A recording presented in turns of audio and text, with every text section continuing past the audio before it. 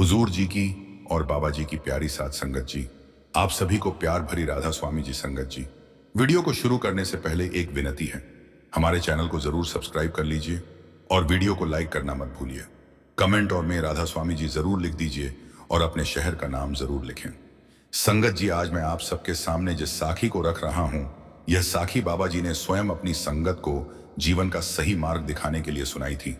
इस साखी के माध्यम से बाबा जी हमें यह गहरी सीख दे रहे हैं कि इंसान का सबसे बड़ा शत्रु उसका अपना लालच होता है और कोई भी जीव अपने किए हुए कर्मों के परिणाम से कभी नहीं बच सकता। बाबा जी सत्संग में बार बार समझाते हैं कि दूसरों की कमियां देखने से पहले हमें अपने मन के भीतर झांक कर देखना चाहिए, क्योंकि मैं जो सोच रहा हूं, जो कर रहा हूं और जिन भावों को अपने भीतर पाल रहा हूं, वही आगे चलकर मेरे जीवन की दिशा तय करते हैं।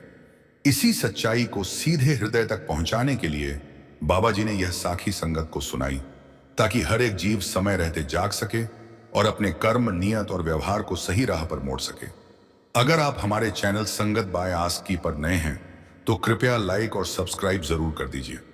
आज बाबा जी की वाणी सुनते हुए मैं एक बहुत ही भावपूर्ण प्रसंग आप सभी के साथ साझा कर रहा हूं। एक बार की बात है, क्षीर सागर में माता लक्ष्मी भगवान विष्णु के चरण दबा रही थी। उसी सेवा के दौरान माता लक्ष्मी के मन में कुछ विचार उठे और उन्होंने विनम्र स्वर में प्रभु से कहा, हे प्रभु, आज मेरे मन में 3 प्रश्न उठ रहे हैं। यदि आप कृपा करके इन तीनों प्रश्नों के उत्तर देकर मुझे संतुष्ट करेंगे तो मेरे हृदय को अपार शांति मिलेगी। यह सुनकर भगवान विष्णु ने करुणा भरी मुस्कान के साथ कहा, हे देवी, बताओ तुम्हारे मन में कौन कौन से प्रश्न उठे हैं। तब माता लक्ष्मी ने आदरपूर्वक कहा, हे प्रभु, मेरा पहला प्रश्न यह है कि वह कौन सी स्त्री होती जिसके भाग्य में संतान सुख नहीं होता। दूसरा प्रश्न यह है कि कौन सी स्त्री समय से पहले विधवा हो जाती है। और मेरा तीसरा प्रश्न यह है कि कौन सा ऐसा श्रृंगार है जिसे करने से स्त्री को स्वर्ग में स्थान प्राप्त होता है। यह सुनकर भगवान विष्णु गंभीर होकर बोले, हे लक्ष्मी, तुम्हारे तीनों प्रश्न अत्यंत महत्वपूर्ण हैं। जो भी व्यक्ति इन प्रश्नों के उत्तरों को सही अर्थ में समझकर अपने जीवन में उतार लेता है, उसे जीवन में सच्चे सुख की प्राप्ति होती है। फिर प्रभु ने स्नेहपूर्वक कहा, हे देवी लक्ष्मी, अब मैं तुम्हें इन तीनों प्रश्नों का उत्तर विस्तार से समझाता हूं। भगवान विष्णु ने स्नेहपूर्वक कहा, हे लक्ष्मी, तुम्हारे तीनों प्रश्नों के उत्तर मैं एक छोटी सी कथा के माध्यम से देने वाला हूं। इस कथा को सुनकर तुम अपने सभी प्रश्नों का उत्तर स्वयं ही भली भांति समझ जाओगी। लेकिन मेरी एक शर्त है, जब तक मैं यह कथा सुनाता रहूं तब तक तुम्हें वहां इसे पूरे ध्यान और एकाग्रता से सुनना होगा। यह सुनकर माता लक्ष्मी ने विनम्रता से कहा, हे प्रभु, मैं आपको वचन देती हूं कि इस कथा को पूरे मन और श्रद्धा के साथ सुनूंगी। आप कृपया इस पावन कथा का आरंभ करें। और दोस्तों, मैं आप सभी से भी विनती कर रहा हूं कि इस कथा को अंत तक अवश्य सुनिए, क्योंकि इसे अधूरा सुनना पाप के समान माना गया है। कथा आरंभ करने से पहले कमेंट में राधा स्वामी जी अवश्य लिखें, साथ ही लाइक करना ना भूलें।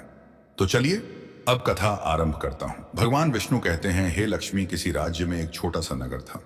उस नगर में एक धनवान सेठ रहा करता था। उस सेठ के 2 पुत्र थे और दोनों पुत्रों का विवाह भी हो चुका था। सेठ की पत्नी और उसका बड़ा पुत्र दोनों का स्वभाव अत्यंत दुष्ट था।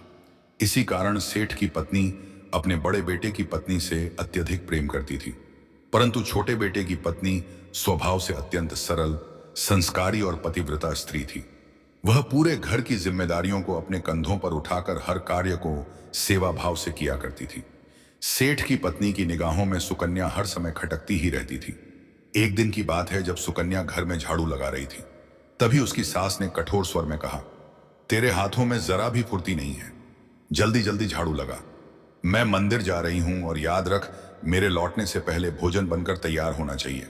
आते ही मैं वहीं भोजन ग्रहण करूंगी और सुन ले, अन्न का एक भी दाना व्यर्थ नहीं होना चाहिए। बेचारी सुकन्या क्या करती, वह चुपचाप अपनी सास की बातों को सुनती रही। पूरे घर की सफाई करने के बाद वह रसोई में भोजन बनाने लग गई। भोजन बनाते हुए उसके मन में यही विचार चल रहा था कि इतना सारा काम करने के बाद भी उसे एक पल का चैन नसीब नहीं होता। सुकन्या मन ही मन सोच रही थी कि उसकी सास हर समय उसके काम में कोई ना कोई कमी ही निकालती रहती है। अभी वह इन्हीं विचारों में डूबी हुई थी कि तभी दरवाजे पर खटखटाने की आवाज आई। सुकन्या ने सोचा, अभी तो भोजन पूरी तरह तैयार ही हुआ है, लगता है सासू मां जल्दी लौट आई हैं। जैसे ही उसने दरवाजा खोला तो देखा कि बाहर एक सन्यासी महात्मा खड़े हैं।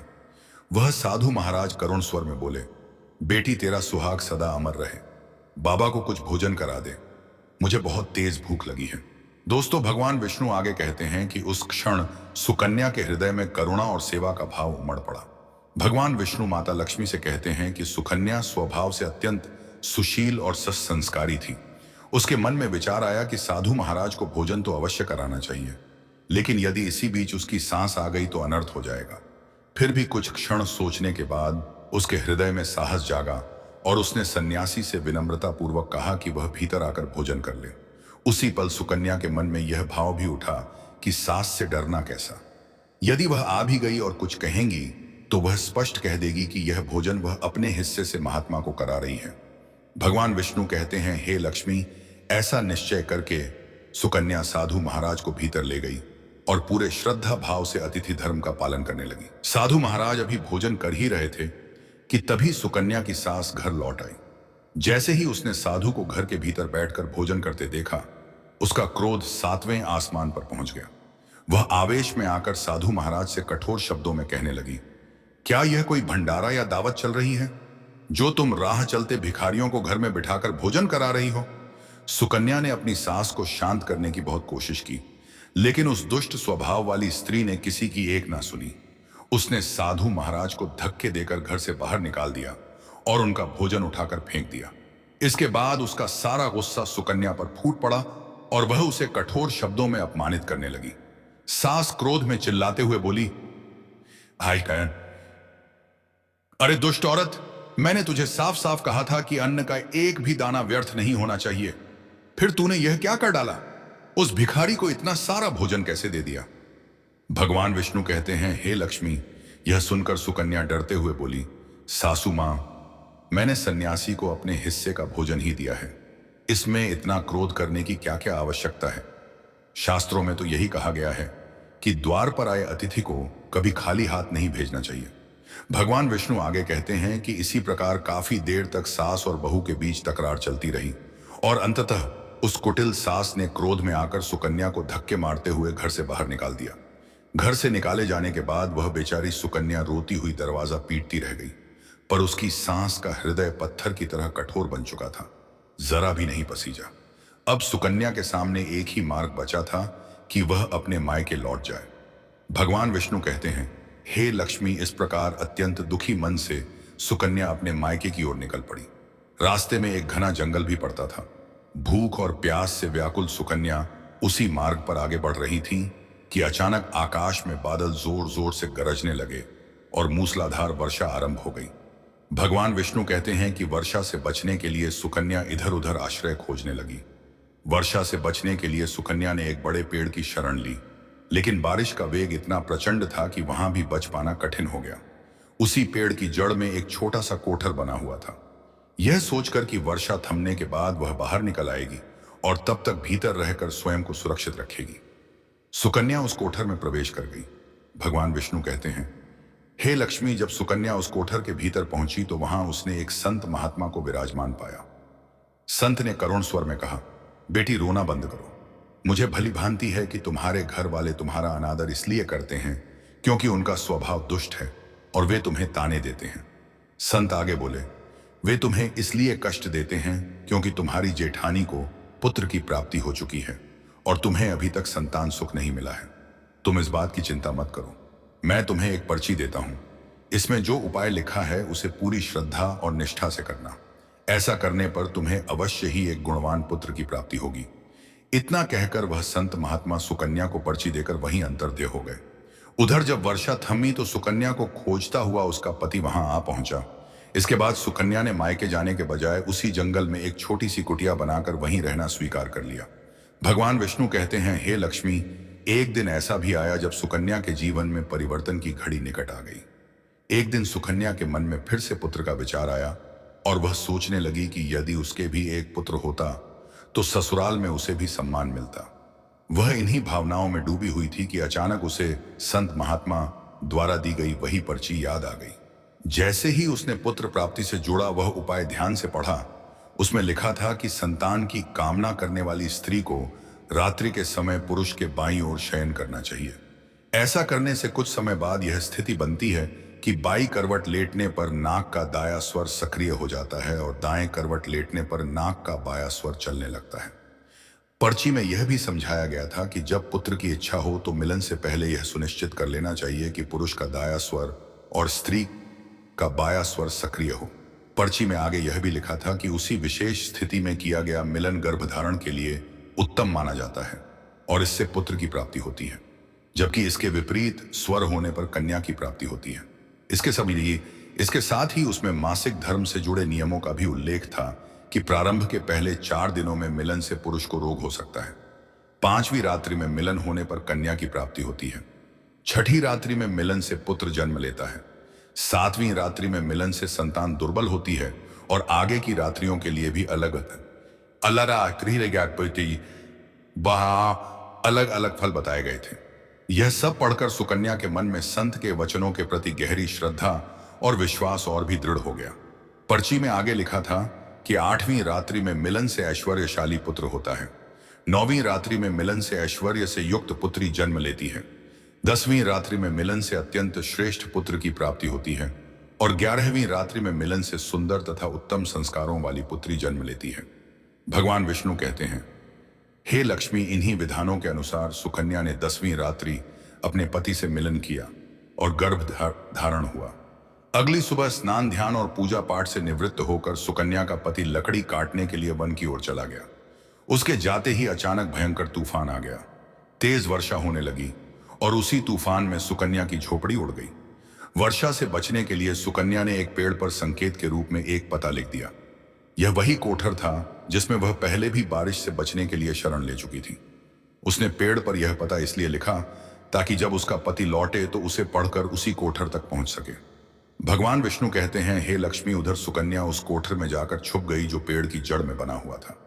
पर उसी पेड़ के पास 2 राक्षसियों का भी निवास था। एक ओर सुकन्या वर्षा से बचने के लिए उस कोठर में छिपी हुई थी और दूसरी ओर वे दोनों राक्षसियां अपने कुटिल विचारों में मग्न थीं। तेज बारिश से व्याकुल होकर वे दोनों राक्षसियां उसी पेड़ की ओर बढ़ चली। पेड़ के नीचे पहुंचते ही एक राक्षसी झुंझुलाकर बोली, अब तो यहां खड़ा भी नहीं रह जाता, मन तो कर रहा है कि सीधे सोने के टापू पर चली जाऊं। तभी दूसरी राक्षसी हंसते हुए बोली, इसमें क्या बड़ी बात है, यह पेड़ हमें अब भी उड़ाकर वहीं पहुंचा देगा जहां सोने का टापू है। दर्शकों, ऐसा कहकर वे दोनों राक्षसियां पेड़ की मोटी शाखाओं पर जा बैठी और उसी क्षण वह पेड़ जोर से हिलता हुआ आकाश में उड़ने लगा। उधर थकी हारी सुकन्या पेड़ की जड़ में बने कोठर में छिपी हुई थी। कोठर में घुसते ही उसे नींद आ गई थी, लेकिन जैसे ही पेड़ उड़ने लगा, उन तेज झटकों से उसकी नींद अचानक खुल गई। नींद खुलते ही जब सुकन्या ने पेड़ को उड़ता हुआ देखा तो वह घबरा गई। जैसे ही उसने कोठर से बाहर झांक कर देखा, उसे पेड़ की डाल पर बैठी 2 राक्षसियां दिखाई दी। उस भयावह स्थिति में भी सुकन्या ने धैर्य रखा और मन ही मन सोचा कि जो भी होगा ईश्वर की इच्छा से अच्छा ही होगा। कुछ समय तक उड़ने के बाद वह पेड़ एक स्वर्ण द्वीप यानी सोने के टापू पर जाकर उतर गया। उधर दोनों राक्षसियों को तीव्र भूख लगी हुई थी, इसलिए वे शिकार की तलाश में वहां से चली गईं। भगवान विष्णु कहते हैं, हे लक्ष्मी, उनके जाते ही सुकन्या कोठर से बाहर निकली और उसने लंबे समय बाद चैन की सांस ली। अब जैसे ही सुकन्या ने चारों ओर दृष्टि डाली, उसका जीवन एक नए मोड़ की ओर बढ़ चुका था। जब सुकन्या की नजर सोने के टापू पर फैली रेत पर पड़ी तो वह एक क्षण के लिए अचंभे में ठहर गई, क्योंकि वह रेत असाधारण रूप से चमक रही थी। जैसे ही उसने वह रेत अपने हाथों में उठाई, वह आश्चर्य से चिल्ला उठी, अरे, यह तो सोने की रेत है। यह देखकर उसके मन में एक नई आशा जाग उठी। उसने तुरंत अपनी साड़ी के आंचल में जितनी रेत बांध सकती थी उतनी सावधानी से बांध ली और फिर भय के कारण दोबारा उसी कोठर में जाकर छिप गई। भगवान विष्णु कहते हैं कि एक ओर सुकन्या वापस कोठर में चली गई और दूसरी ओर कुछ समय बाद वे दोनों राक्षसियां भी लौटकर पेड़ के पास आ गईं। वे आपस में संतोष भरे स्वर में कहने लगी, आज तो भरपेट भोजन मिल गया, अब मन पूरी तरह तृप्त हो गया है। चलो अब वापस वहीं चलते हैं जहां से हम आए थे। इतना कहते ही थोड़ी ही देर में वह पेड़ फिर से आकाश में उड़ चला और उसी स्थान पर जा पहुंचा जहां से वह पहले उड़ा था। भगवान विष्णु माता लक्ष्मी से कहते हैं कि सुकन्या तब तक उसी कोठर में छिपी रही जब तक किसी कारणवश वे दोनों राक्षसियां उस पेड़ को छोड़कर वहां से चली नहीं गई। जैसे ही उसने यह सुनिश्चित कर लिया कि अब कोई खतरा नहीं है, वह सोने की रेत संभाले हुए कोठर से बाहर आ गई।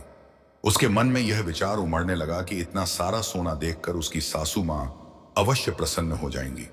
वह सोचने लगी कि अब वह अपने ससुराल वापस जाएगी और अपनी सासू मां को यह सोने की रेत देकर फिर से उनका प्रेम और स्वीकार्यता प्राप्त करेगी।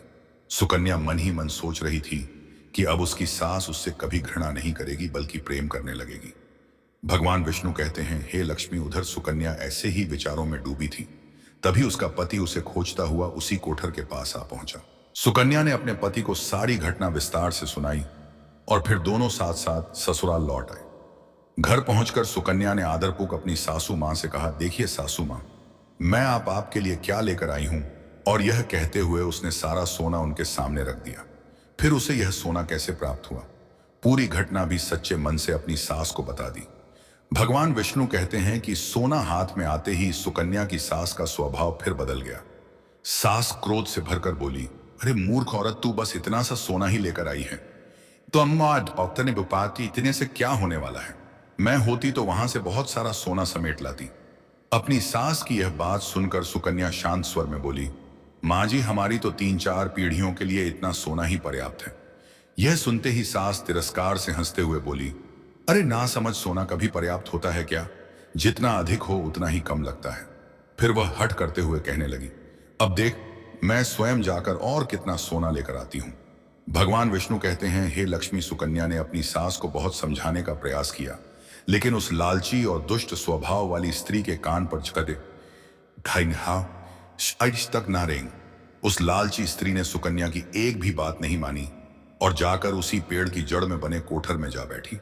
उधर जैसे ही वे दोनों राक्षसियां पेड़ पर आकर बैठी, वैसे ही वह पेड़ फिर से आकाश में उड़ने लगा। इधर पेड़ तेजी से उड़ता चला जा रहा था और उधर सुकन्या की सास मन ही मन अत्यंत प्रसन्न हो रही थी कि आज वह ढेर सारा सोना समेट कर लौटेगी। भगवान विष्णु कहते हैं कि इसी बीच एक राक्षसी बोली, आज स्वर्ण द्वीप नहीं मत्स्य द्वीप चलते हैं। आज मछलियां खाने का मन बहुत कर रहा है। और जैसे ही राक्षसी ने मछली खाने की इच्छा प्रकट की, वैसे ही वह पेड़ दिशा बदलकर मत्स्य द्वीप की ओर उड़ चला। भगवान विष्णु कहते हैं, हे लक्ष्मी। राक्षसियों की यह बात सुनकर कोठर में बैठी वह लालची स्त्री अपने आप पर संयम नहीं रख सकी और ऊंची आवाज में बोल पड़ी, अरे तुम स्वर्ण द्वीप क्यों नहीं जा रही? मत्स्य द्वीप मत जाओ, सोने के टापू पर चलो। उसकी यह आवाज सुनते ही राक्षसियों को संदेह हो गया कि कोठर में कोई अवश्य छिपा है। वे तुरंत भीतर घुसी और जैसे ही उन्होंने उस लालची स्त्री को देखा, क्रोध में आकर उसे उठाया और पेड़ से नीचे धरती पर फेंक दिया। धरती पर गिरते ही उसका अंत हो गया और उसी क्षण उसके लोभ का भी अंत हो गया। लालच में डूबी उस स्त्री की आखिरकार मृत्यु हो गई। जैसे ही यह खबर उसके मायके और ससुराल तक पहुंची तो उसका पति यानी सुकन्या का ससुर भारी मन से सुकन्या के पास आया और भावुक होकर बोला, बेटी, मैं तो उसे पहले से ही समझाता आ रहा हूं कि ऐसे काम मत किया कर। लालच कभी किसी को सुख नहीं देता। बहुएं तो घर की बेटियों जैसी होती हैं, उन्हें प्यार और सम्मान देना चाहिए। लेकिन उसने मेरी एक भी बात नहीं मानी। आज जो कुछ उसके साथ हुआ वह उसी के कर्मों का परिणाम है। मैं यह सब अपनी आंखों के सामने होते देख रहा हूं और भीतर ही भीतर टूट रहा हूं। भगवान विष्णु भी यही कहते हैं कि इंसान को हमेशा अपने कर्मों और नियत पर ध्यान देना चाहिए, क्योंकि अंत में वही लौटकर हमारे जीवन का सच बन जाते हैं। राधा स्वामी जी।